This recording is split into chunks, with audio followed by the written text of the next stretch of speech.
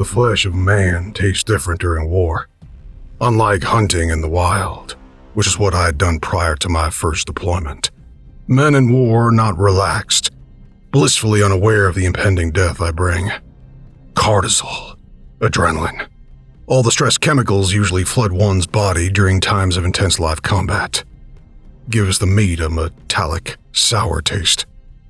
I figured this out during my first tour of duty. They knew what we were. In fact, the US military was so proud of their elite secret unit of super soldiers, they even gave us a totally badass sounding name that in reality meant nothing. Alpha Battalion. I guess because of the misconception of the alpha wolf, which in the real laws of nature there was none. I'd know. I spent most of my time trying to be one, literally.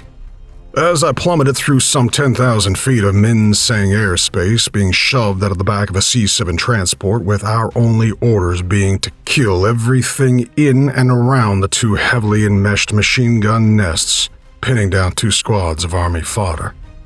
I wondered if our handlers had any idea what kind of fire they were playing with. Because previous to this conflict, we were not known to have handlers. Despite the poor VC having absolutely no idea about the 210-pound killing machine streaking towards them from the pitch-black night like a human meteor. My first bite tasted so foul with man fear I almost had to retch it up. We jumped without parachutes. Our bodies could handle the long drop into the soft jungle canopy fine, and I just so happened to land on a VC rifleman, turning his body into bony pulp as he cushioned my fall. I was already in wolf form by the time I landed, transforming in the sky, my fatigues fluttering away long before I touched ground. My uniform bore no insignia, as they knew it would be shed during mid-transformation. Our only signifying rank was the wolf's head tattoo all Alpha Battalion members were forced to get, branding us for what we were, so the sheep could tell us apart. But, of course, such tattoos weren't visible under a thick coat of gray fur. As I dropped from the sky and began masticating the human pulp beneath me, the VC ran to investigate the heavy thuds sounding in the forest, only to find monstrous-sized wolves in a place where no wolves should exist. Their utter confusion is what killed them. I turned and lunged at the first of the encroaching squad, knocking the man down, his Kalashnikov going flying as I buried my muzzle in his throat, ripping out his jugular and vocal cords in one bite. I had to overcome the mental hurdle of killing to kill, instead of killing to eat during boot camp. It went against our primal nature as wolves. We eat simply for fuel. Every bloody bite of flesh meant to be masticated and absorbed so that we could heal whatever wounds we'd endured during battle. It became clear as I choked down the sweaty piece of Vietnamese man that I would have to switch gears very quickly. I could taste his fear, his adrenaline, and a slight chemical tang of Agent Orange, and tried to keep the meat down as I turned to take out the leg of a man who'd finally overcome his total shock at seeing this absurdity, this thing that should not be, and began to fire his .47 into my side. 7.62mm rounds are vicious things, full metal jacketed fuckers that punch through whatever they were aimed at. A well-placed magazine of those rounds could cut a man in half as easily as my jaws could, but my bulk was so thick, the muscles so dense, that the rounds became lost inside of me as my body absorbed each burning meteor of pain. It did not matter, though, as long as I had meat to masticate, my body would take the punishment. I opened my maw and clamped long teeth onto the center of the rifleman's trousers, feeling my jaws sink through fabric and into the pulpy meat of his genitals. I wrenched my head, and away came the dick and balls, the rifle spraying rounds wildly now, as a high-pitched squeal escaped the man's throat, lost in the roar of gunfire as the forest exploded around me. I saw Cunningham's silver wolf form streak through the night as he landed atop a man frantically speaking Vietnamese into the radio, pushing his face into the ground with one massive paw and sinking yellowed fangs into the nape of his neck, pulling free spinal cord and flesh. I saw Cunningham whip the hunk of flesh and vertebrae into the trees, his chops twisted up in disgust. He can taste it too, I thought wildly, as we continued our systematic slaughter, leaving the radio man to twitch and shit his pants on the ground. We were ordered to leave them mutilated, to make it a terrifyingly gory scene. Shock and awe tactics were what the colonel called it, although I wasn't sure if leaving torn-apart bodies obviously mutilated by animals was any more terrifying than raining liquid fire down on villages indiscriminately, forcing countrymen to watch their families roast alive by a fire that could not be extinguished. I did not have an opinion on the war, on the tactics used to win, or the convoluted reason why we were fighting. I had no moral high ground to stand regal upon. Like the rest of the folks in Alpha Battalion, we were but lowly killers, trying our best to stay out of the spotlight. Most of us vagrants or miscreants, facing the option of jail time or getting drafted into the Great War Machine. I took my service willingly. I've been on the run from the law in Mississippi. Not for killings, I did as a wolf. Those were always chalked up to wildlife deaths. But for beating the snot out of a waiter for refusing to give me non-silver utensils to eat my rare steak with at a steakhouse down in Biloxi. All of us, of the were breed, have short fuses. It's just part of our nature. Hence why most of us lived as loners and nomadic people. I would have happily gone on living my solitary life down south, picking off hunters and existing as a gig worker. But then the thing in Biloxi happened. Next thing I know, an army recruiter is walking into my jail cell with a registration form. My appearance and body were permanently stuck at 23, the age I'd been turned, which coincidentally happened to be the age bracket for the draft. Lucky me. During boot camp, we were all ordered to submit to blood work for unknown reasons, and it must have been through some sort of blood analysis that they found my wolfy genes.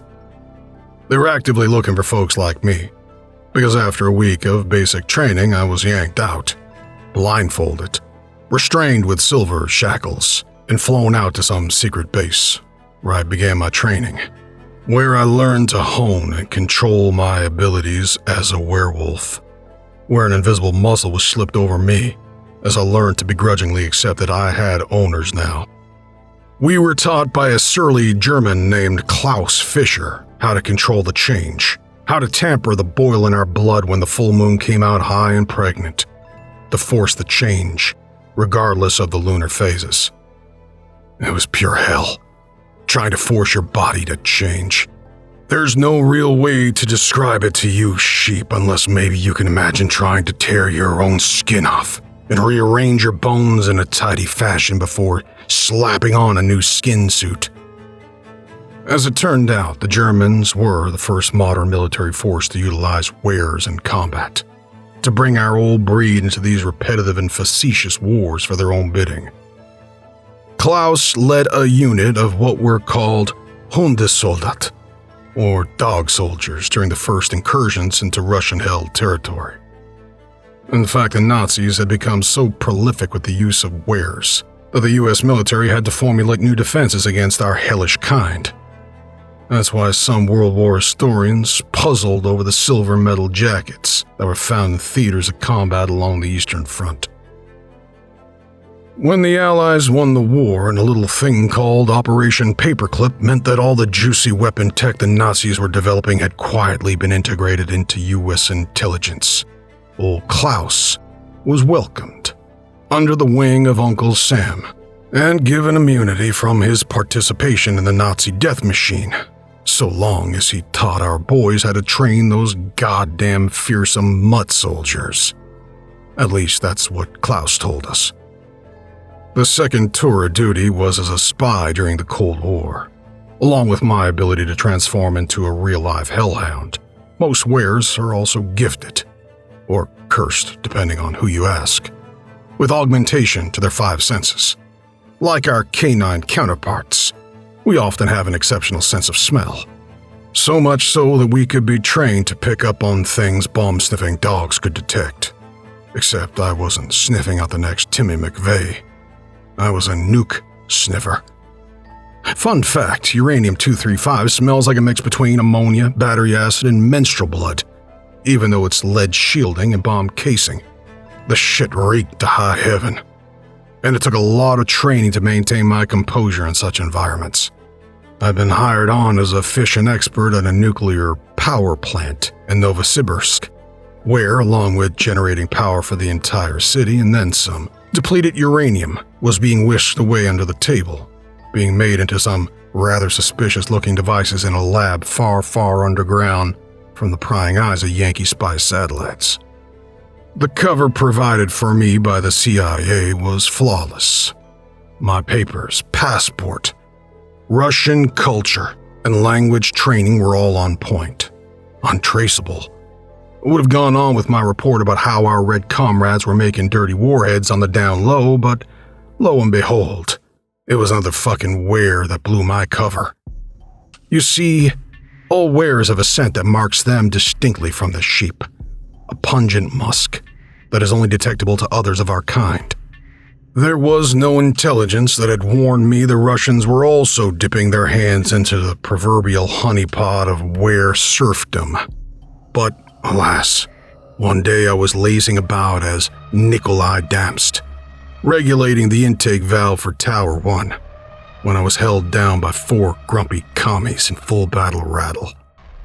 One of them smelling a mutt, a silver knife to my throat. In a rather compromising position, I forewent my change and surrendered myself.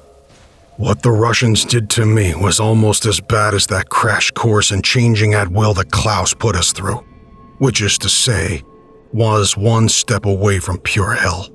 You see, Hollywood got a lot about werewolves wrong. One thing they got right was our silver sickness affliction. While we are practically invincible when it comes to most injuries from non-silver weapons, our rapid metabolism and healing processes were stunted by silver. I'm not sure why. I wasn't one of those were scholars who studied our origins and history. I just knew it really fucking hurt, even having it placed on our skin, let alone suffering wounds from it. As it turned out, the KGB was well versed in the art of interrogating lycanthropes as well as human sheep. I was placed in something akin to a silver coffin, where I was sealed in and forced to writhe and squirm as the silver walls cooked me alive, trying to shift in order to heal, but being placed in such a small space that it was physically impossible to do so. After 4 days, however, my iron willpower forged by Klaus's hell course was subverted, and I spent 3 days in a constant half-changed state between man and wolf, until I looked like a horrible amalgamation of man and wolf. One human arm jutting out at a crooked angle, a paw with a human finger where one digit should be, a face that sprouted a muzzle and one yellow eye. My human screams of madness and agony modulated with the howl of a wolf. They were creative bastards.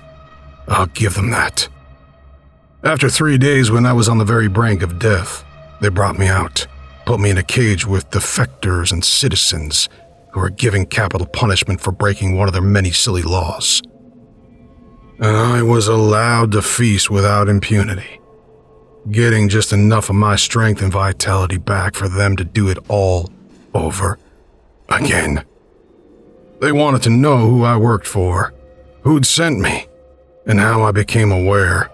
I only told them this last because it wasn't pertinent to national security, and because I liked telling the story to anyone willing to sit a spell and listen.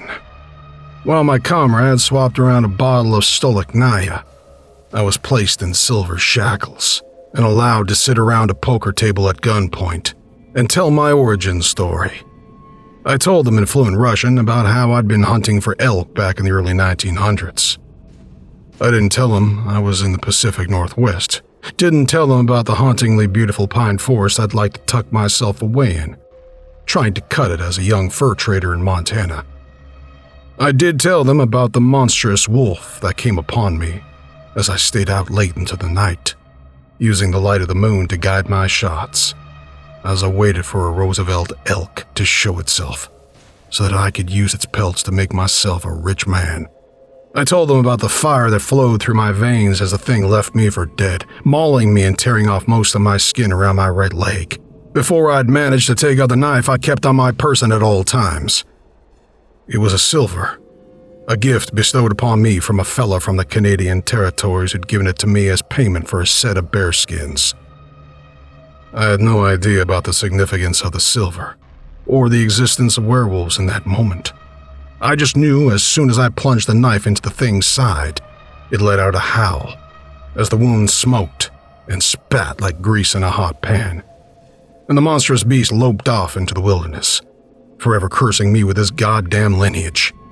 I told them about the first time I changed under a full moon. The absolutely terrifying sensation of feeling your bones move within your body. The way your blood literally boiled as the moon pulled the wolf out of you by brute force.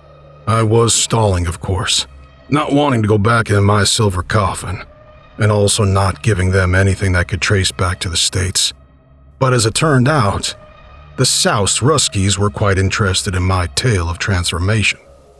So much so that they had forgotten to check in at their command post a few stories above ground. Didn't notice the wolves slinking in from the cold forest surrounding the underground installation I was in, and thus were utterly flabbergasted, and too drunk to respond correctly, when a huge white blur of fur and fang exploded through their metal bunker door. Cunningham, our albino were, our little handicapped madman, proceeded to rip through Oleg, Yuri, and the other stooge. I forgot his name. Oleg the commie were was in the middle of transforming when Cunningham ripped out his throat. Unlike their Yankee enemies, the Ruskies didn't have a Klaus to teach them to change in under a minute. About fucking time. I breathed as Cunningham transformed back into his sheep form, his ghostly pale body shivering as he cautiously undid my restraints with a pair of gloves he looted off one of the bodies. Jesus Christ, man, what did they do to you? He asked, as I was finally free of my silver shackles, the skin around my wrists and ankles permanently burned like an overcooked hot dog. Nothing I couldn't handle, I said, which was the truth. My third and final tour of duty was in the hot-blasted hellscape of Iraq, during Operation Desert Storm. At this point in time, Alpha Battalion had all but disintegrated. War tech was becoming more advanced. Satellites provided real-time video feed to all the theaters of combat.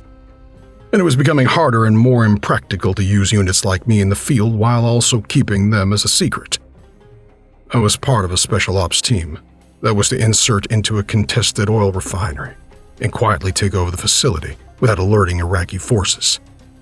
All around us, oil fields burned, huge fountains of flame shooting up into the hot desert sky. Hundreds of thousands of dollars worth of Uncle Sam's lifeblood being burned up by the second. They were determined to take this facility back and get it online. At least, that's what I thought. I should have seen the red flags when they sent me with a small squad of special forces. According to my own private dossier, I was being sent in undercover to help sniff out any possible WMDs that may have been sequestered away in the facility or surrounding areas.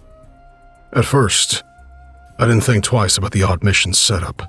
They normally never paired us with special ops or other non-wear units. We always worked alone, or in conjunction with a unit on a different part of the battlefield due to the sometimes messy nature of our transformations. That and most men, even battle-hardened operators, were not psychologically equipped to watch us undergo our transformation. But I took the mission, because it had been years since I'd been service, and I had taken to the drink quite heavily during the 80s. I basically had enough money to do whatever I wanted, so long as I stayed within the geographic boundaries of the US, so Uncle Sam could keep tabs on me. I drank, trying to forget those 2 weeks of hell with the commies, kept to myself, and occasionally ventured out into the wilderness to remember what real meat tastes like. Most of the Alpha Battalion went dark after my little foobar in 1978 at Novosibirsk. The only one I'd stayed in contact with from my unit over the years was Cunningham, and that was because he didn't have the psychotic hard-ass personality the rest of them did. those who wore their roles as apex predators on their sleeves. Insufferable assholes. Couldn't help but go into a bar while on leave and start shit with anyone that looked at them wrong, because they knew they were unstoppable. But Cunningham, the albino, had gotten a little wonky towards the end, talking all kinds of paranoid schizo shit about how the Army was working in conjunction with the CIA to slowly phase out Alpha Battalion, killing us off discreetly so they could safely bury that strange chapter in U.S. Black Ops history where the United States military used cryptids in their war efforts. Lionel Atkins, Chris Stone, and Tobias Rogers all took their lives after Vietnam. At least that's what we were told. I believed it at the time. Those were the old dogs, guys who had been around since the 1800s and somehow managed to lie low until the Army started drafting. Being around that long takes a toll on your mind, watching friends and family wither and die. Watching the world change around you while you stayed the same. It atrophied the part of our brains that was still human.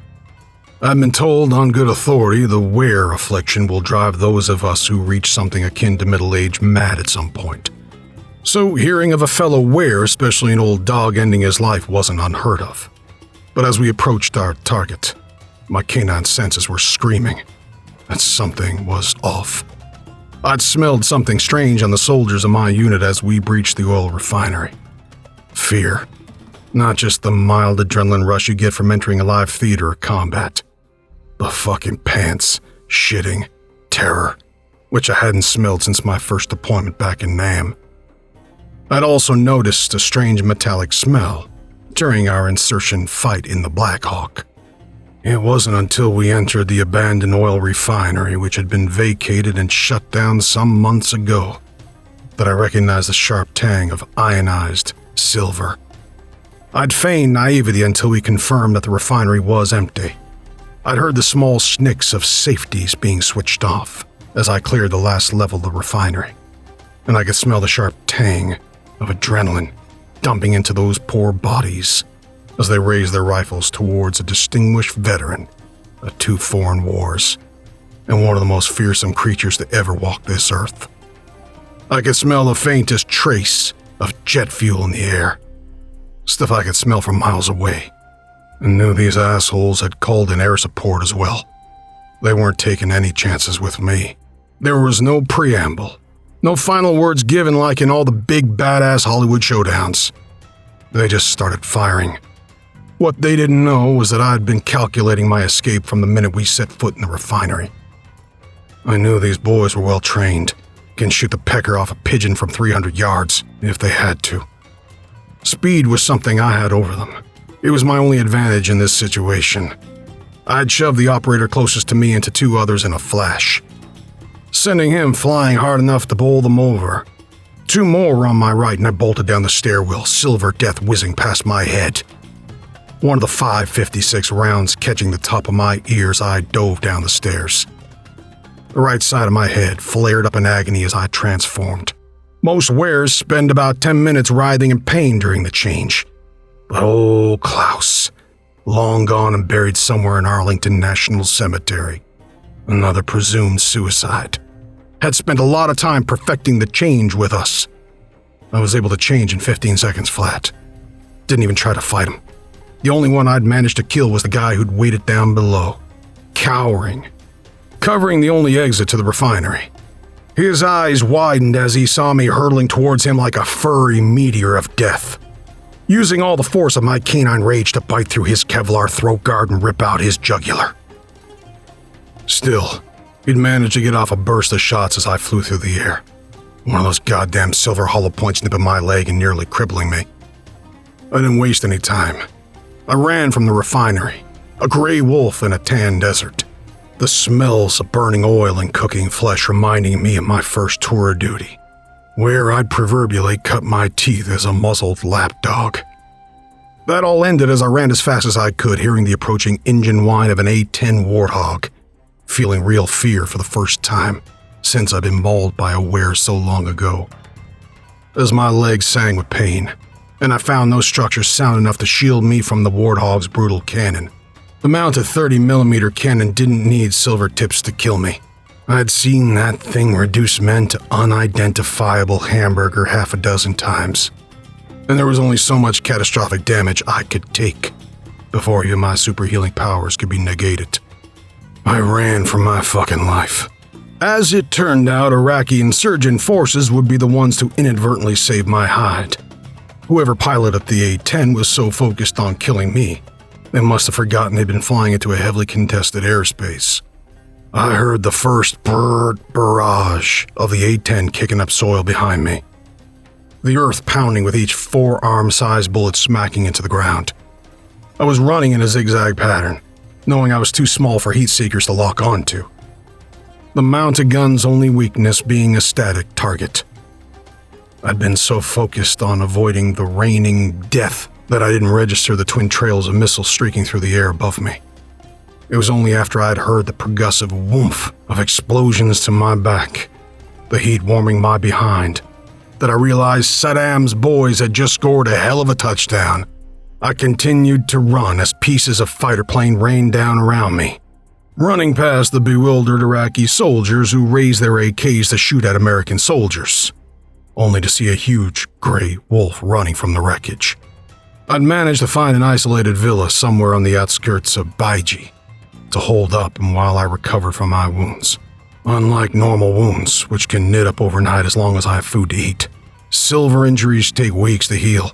I spent a week baking alive in the abandoned farmer's house, shifting at night to hunt scorpions and camel spiders, and occasionally sneaking into a nearby village to steal a goat or six and listen in on conversations, seeing if I could hear them discussing whether U.S. forces were in the area, actively canvassing for a missing person. They were not, at least not then. I'd stayed as long as I could in the area, which turned out to be 3 weeks before I began seeing the unmarked Black Hawks doing nape-of-the-earth flybys with spotlights and door gunners. I was as repaired as I was ever going to be, and I left early one morning, shifting to take advantage of my lycanthrope mobility, and I ran northeast for as long as I could. Eventually, I ended up in Syria, where I was able to shift back into my human form knowing I was in a semi-friendly territory. A bewildered constable found me wandering naked, dehydrated, on the brink of death somewhere in Al-Mayadeen, and I was promptly brought to the U.S. Embassy in Aleppo, the local police not knowing what else to do with this white-skinned interloper. Delirious and out of sorts, I stayed in the hospital while I was treated for severe dehydration and malnutrition. Twice U.S. ambassadors came to speak with me, asking if I was active military or perhaps a journalist covering the war who'd gotten very, very far off the beaten path. I didn't speak at all, not knowing how to answer their questions without giving myself away. I saw one of them look at my wolf's head tattoo and I promptly covered it. I was being treated as a foreign national rather than a prisoner, but I knew it was only a matter of time before army brass showed up at the mention of a white man with a wolf tattoo being found stumbling in from the desert. So as soon as I was rested enough to flee, I did. I had to quickly dispatch the 2 guards who sat sentry outside my room and perform the unsavory task of looting their bodies for money, as well as stealing the uniform off one of them.